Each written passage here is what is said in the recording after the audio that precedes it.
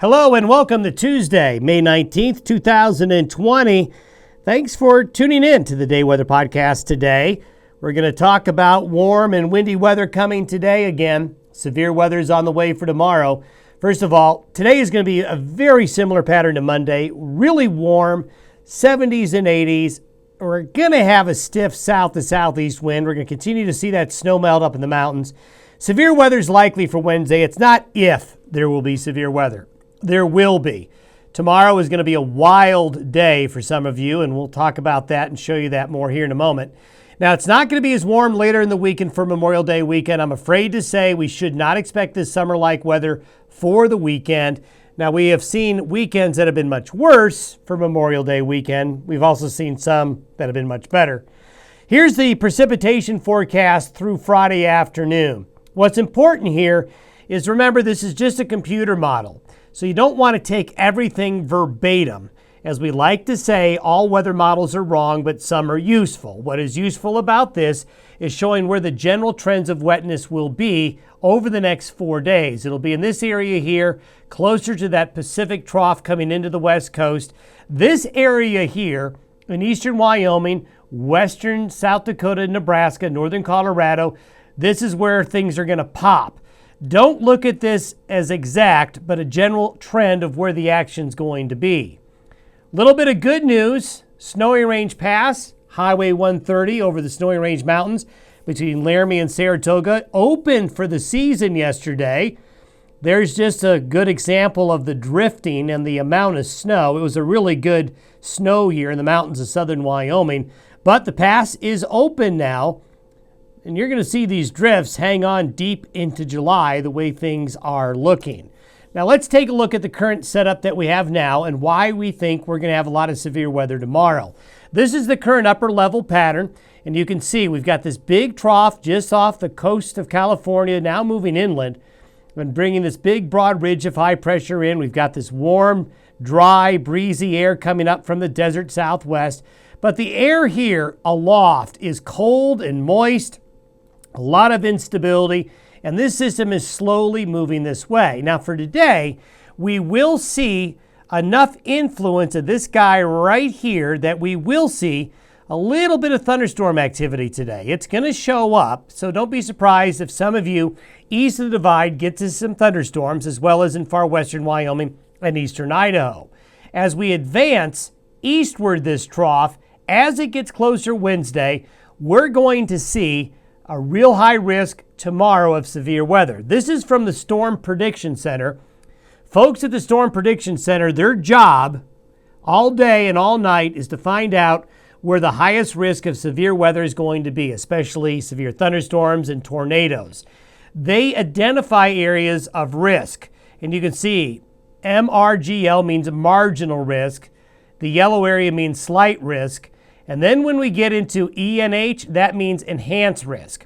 Notice this enhanced risk. You don't see enhanced risk very often on these charts. It's something they don't use lightly. When you see an enhanced zone of severe weather threats, you take it very, very seriously. This is one of these situations, it's Katie bar the door type situations. And the one reason we think the risk of severe weather is high is that these southerly winds that are going to come into the region today and tomorrow, close to the ground, a strong southerly wind flow also interacts with the upper level winds coming in like this. So imagine take a pencil and put a pencil between both of your hands, then roll the pencil. Basically, you get a shear effect where you get a lot of spin in the atmosphere that these thunderstorms can work with that leads to strong updrafts. It leads to tornado formation. If you get strong updrafts, you get hail, you get heavy rain. So it's going to be a wild afternoon and evening across eastern Wyoming, western South Dakota, western Nebraska, into southeast Montana. And we do think that I would not be surprised if we see this go a little bit further south into northeastern Colorado as well. So if you're in these shaded areas, watch out. Places like Cheyenne and Laramie and Casper are on the far western edges. A lot of times, Interstate 25 ends up being the dividing line between where there's going to be severe weather east of I-25 and not nearly as much west of I-25. The areas that you see here, the shading could shift west, could shift east, but certainly if you're in Rapid City, you're in Gillette, if you're in Sundance, if you're in Alliance or Chadron, if you're in Scottsbluff, Cheyenne, Torrington, Wheatland, even down into some parts of northeastern Colorado here, be ready. Put the car in the garage is what I'm saying. If you have that car out of the garage, maybe you cleaned out your garage during this quarantine. Well, you got room for it now, right?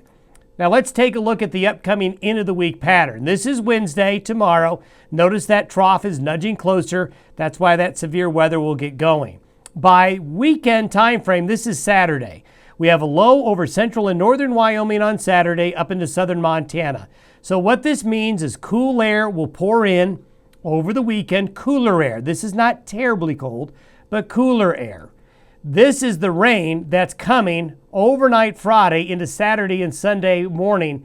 Look at northern Montana, northern Wyoming, southern and eastern Montana, northeastern Idaho.